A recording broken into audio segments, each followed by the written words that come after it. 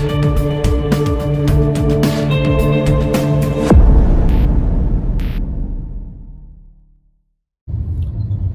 सबैजनालाई स्वागत छ मेरो निशान लामा अफिसियल युट्युब च्यानल ट्याक्सी ब्लगमा। अनि अहिले चाहिँ दिउँसोको 2 बज्यो, अलि ढिला ब्लग स्टार्ट गरेँ, अलिकति बिजी पनि भयो त्यही भएर। र अनि यस्तो इम्पोर्टेन्ट कमेन्टहरू आइरहेछ, त्यही भएर चाहिँ जुन कमेन्टको रिप्लाई दिनुपर्ने छ इम्पोर्टेन्ट, त्यही कमेन्टको रिप्लाई दिन गइरहेको छु। हाम्रो एकदम लामा सरोज सरले कमेन्ट गर्नुभएको छ, अल्टो किन्दा ठिक हुन्छ कि हुन्डै किन्दा ठिक हुन्छ, तपाईँको अनुभव यसो सेयर गरिदिनु पऱ्यो अब अर्को भिडियोमा भन्नुभएको छ। त्यसैले म तपाईँको कमेन्ट रिप्लाई दिन गइरहेको छु र तपाईँहरू सबैले काम लाग्ने भिडियो हो यो। भिडियो कन्टिन्यू हेर्दै गर्नुहोस् है। अब अल्टो र हुन्डाईमा कम्पेयर गर्ने हो भने अब कुन बेस्ट भन्ने हो भने अब दुइटैमा आफ्नो बेस्ट छ क्या भन्ने हो भने मैले पहिला पनि भनिसकेको छु। तपाईँहरूले भिडियो अब धेरै भइसक्यो भिडियो, त्यही भएर पुरानो भिडियो हेर्नु भएको छैन। यस्तो कुराहरू मैले पुरानो भिडियोमा सबै भनिसकेको छु कि खासमा भन्ने हो भने केही दिनपर्ने कुरा खासै त्यति छैन। पुरानो भिडियो हेर्नु भयो भने सबै देखिन्छ। तैपनि अब फेरि कमेन्ट आ भएर रिप्लाई दिन गइरहेको छु। अब अल्टोको कुरा गरौँ है, अल्टो र हुन्डाईको। फर्स्ट माइलेज कुरा गरौँ। माइलेजमा कुरा गर्ने हो भने अल्टो भनेको अब माइलेजको किङै हो है। हाइवेमा 22-25सम्म दिन्छ तालपर्ने किलोमिटर 1 लिटर बराबर है। नर्मली काठमाडौँमा 15+ दिन्छ, 15देखि 18 मजाले दिन्छ है काठमाडौँमै। फेरि अब हुन्डाईको कुरा गर्ने हो भने चाहिँ अब हाइवेमा चाहिँ 20-22 दिन्छ, कोहीले मात्र दिन्छ है, नत्र 20भन्दा माथि दिँदैन। अब काठमाडौँमा भने चाहिँ 13-14 धेरै दिएछ, कहिले 15-16सम्म दिन्छ हुन्डाईले, नत्र भने 13-14 नर्मली 13-14 दिन्छ कि। त्यही यति डिफ्रेन्स छ। अब लग्जरीको हिसाबले कुरा गर्ने भने अब फेरि हुन्डाई नै ठिक छ है। फेरि अलिकति कम्फर्ट छ। इन्डियनहरूले अब धेरै नेपालीहरूले पनि धेरै मन पराउँछन्। अनि कहिलेकाहीँ मैले हुन्डाई चलाएको अनुभवमा कुरा गरेँ भने हुन्डाई ट्याक्सीलाई चाहिँ तपाईँको इभी हो दाइ भन्छन् कि, किन भनेको के आएको छैन मलाई त इभी जस्तो लाग्छ भन्छन् कि। कतिले चाहिँ इभी पनि सम्झिँदो रहेछन् कि, त्यस्तो लाग्दो रहेछ मलाई अलिकति कम्फर्ट देखेर। गाडी पनि अलिकति उच्च डिफ्रेन्स छ नि त, त्यही भएर अल्टो चाहिँ अलिकति कम्फर्ट छैन है, थोरै त्यति हुन्डाई जति कम्फर्ट छैन, त्यही हो। अब प्राइसको कुरा गर्ने हो भने अब हुन्डाई भन्दा अल्टो अलिक महँगै छ। महँगो हुनुको कारण भनेको त्यही माइलेज हो क्या। माइलेज र अफरोडको लागि राम्रो भएको कारणले माइलेज मैले अहिले भनिहालेँ। अनि अफरोडको लागि पनि अब कच्ची बाटो भए पनि ढुङ्गा जस्तो भए पनि होइन मजाले उक्लिन्छ कि, जे पनि तान्छ। अफरोडको लागि दामी छ अल्टो, त्यही भएर माइलेज र अफरोडको लागि राम्रो भएको कारणले 2-3 लाख महँगै छ कि अल्टो हुन्डाई भन्दा। हुन्डाई चाहिँ अलिकति अफरोडमा अलिकति काम छैन क्या। अब हुन्छ झन् अब मान्छे बस्दाखेरि अब झन् जति मान्छे वेट थप्यो होइन झन् लचिन्छ, अनि झन् अफरोडमा छोइहाल्छ कि। अनि पुरै गियर बक्स हुनै जान्छ यार, फुट्छ, हाँडी नै फुट्छ, त्यही भएर गाह्रो छ।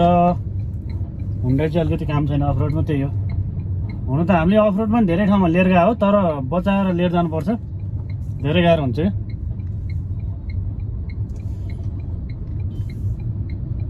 मैले भनिहालेँ तपाईँहरूलाई यो कुरो, अब माइलेज र यो कम्पेयर गरिहालेँ यो कुरो। तपाईँहरूलाई के ठिक लाग्छ त्यही हो। अब तेल थोरै खाएर चाहिँ अब बचाएर हुन्छ नि, पैसा बचाउनु मन छ भने अल्टो किन्नुहोस्, होइन मलाई अलिकति कम्फर्ट पनि चाहिन्छ, राम्रो पनि चाहिन्छ भने हुन्डाई किन्नुहोस्। त्यही 2 किलोमिटर 3-4 किलोमिटर चाहिँ अलिकति फरक छ माइलेजमा, त्यही मात्र हो। अलिकति कम्फर्ट छँदैछ हुन्डाई, त्यही हो। अरू खासै के छ र उस्तै हो।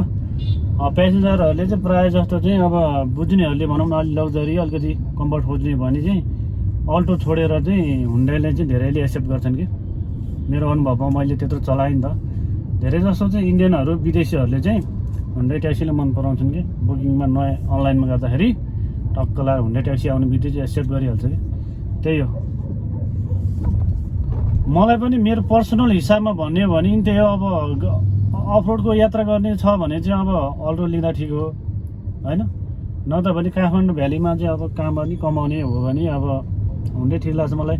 अलिकति कम्फर्ट पनि छँदैछ, अनि चलाउन पनि मजा लाग्छ। गाडी पनि अलिक चाहिँ ट्रान्सपोर्ट पनि एकदम राम्रो छ, लुक्स पनि राम्रो देखिन्छ। चिटचट्ट पारेर हिँड्यो भने दामी छ नि त, त्यही भएर यही नै हो है त। अनि पार्ट लास्टमा भन्छु, लास्टमा के भन्न चाहन्छु भने अब पार्ट पूर्जाको हिसाब गर्ने भने चाहिँ पार्ट पूर्जा चाहिँ अलिकति अल्टोकै सस्तो छ है। मारुति भने त पुरानो, धेरै पुरानै हो होइन कम्पनी, नेपालमा त पहिल्यैदेखि हो। त्यो कारणले मारुतिको चाहिँ यो अल्टोहरूको चाहिँ मजाले पार्ट पूर्जा चाहिँ मजाले पाइन्छ र सस्तो पनि छ।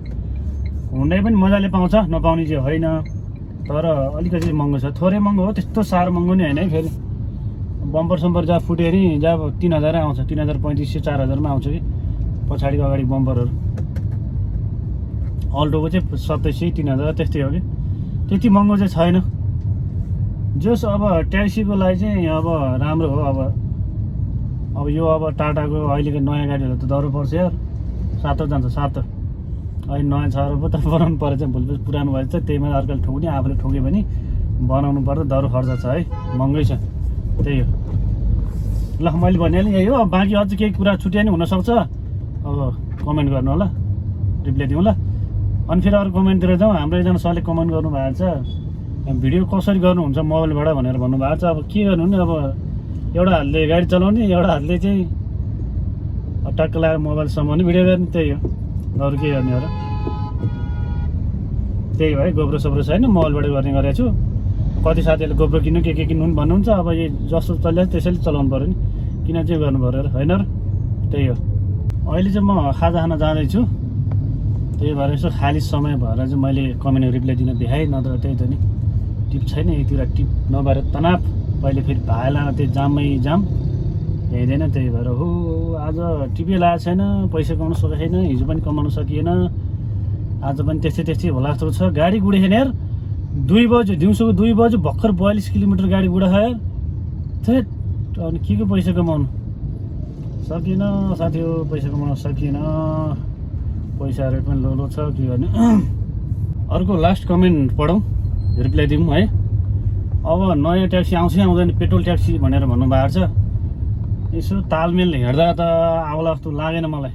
अब सरकारले नि अब ल्याउन देला जस्तो लागेन। अब त्यो केटी नआउने भनेको कुरा मात्रै भइहाल्यो, अब आउला जस्तो छैन। खुबै मार्केट हल्ला भएको थियो, छैन, आउँदैन होला साथीहरू। अब किनभने अब सबले यही इभी नै निकालिरहेछ। अब पैसा बचाउने हो भने त अब इभीमा त फेरि पैसा दह्रो बच्छ कि साथीहरू, मैले भनिरहेको छु त। अब तपाईँलाई 5000 कमाउँदा अब 1500देखि 2000 तेल खान्छ पेट्रोल ट्याक्सीमा। अब इभी ट्याक्सीमा 200-300 को खर्च भए पुग्यो भनेपछि त अनि दह्रो पैसा बच्छ के। अब सकिन्छ भने इभी नै किन्नुहोस्। अब तेलको पैसा त दह्रो बचाउँछ, अनि तेलको पैसाले किस्त तिर्नुपर्छ तालभरि, त्यो भन्न चाहन्छु कि आफै हिसाब गरौँ न। त्यही भएर मलाई पनि त इभी नै मनपर्छ नि, अब पैसा बचाउनु मामलामा त त्यही हो। अब कहिलेकाहीँ चाहिँ अब चाँडो चार्जसिट दिन्छ, त्यही झाउ मात्रै हो। त्यही पनि अब यस्तो छ कि बिहान चाँडै निक्ल्यो भने चाहिँ चार्जसिट दिने हो चाँडै। त्यही पनि अब 15 घन्टासम्म काम गर्दा त सकिँदैन नि, सधैँ एकनास कहाँ सकिन्छ यार। 12 घन्टा हो क्या काम गर्ने भने, त्यो भन्दा धेरै गर्नु हुँदैन, मरिहाल्छ नि यार। मैले बारम्बार भनिरहेको छु, कहिलेकाहीँ मारामा टिप हाल्नु चाहिँ अलिकति चार्ज नपुग्ने हो, नत्र भने अब सिङ्गल आफ्नै गाडी लिएर आफैले चलाउने भने मजाले पुग्छ। त्यही हो, कुनै बेला चाडबाड र त्यही मारामार पर्वहरूमा चाहिँ मजाले 10,000 कमाउन मन लाग्यो बेला चाहिँ चार्जले पुग्दैन, त्यो 7-8 हजार कमाउनु पुग्छ मजाले, त्यही मात्र हो, नत्र चाहिँ पुग्दैन। त्यही अरू केही छैन, अरू सबै ठिकै छ। अब बाँकी कुरो अब यो के भन्छ इभी ट्याक्सीको चाहिँ म एक दिन टाइम मिलाएर फुल रिभ्यू दिने विचारमा छु कि, त्यो टाइम मिलाएर है त। त्यही हो, यति भन्दै आजको भ्लग यहीँ इन्ड गरौँ है। अब किनभने अब पैसा पनि कमाइरहेको छैन, तनावहरू छुट्टै छँदैछ। अब फेरि पानी पऱ्यो यता झ्याउँ जामै जाम, त्यही हो। ल अब अर्को भिडियोमा भेट्ने छ नयाँ भिडियोमा है त। ल सबैलाई भिडियो अन्तिमसम्म हेर्नुभएकोमा धन्यवाद है।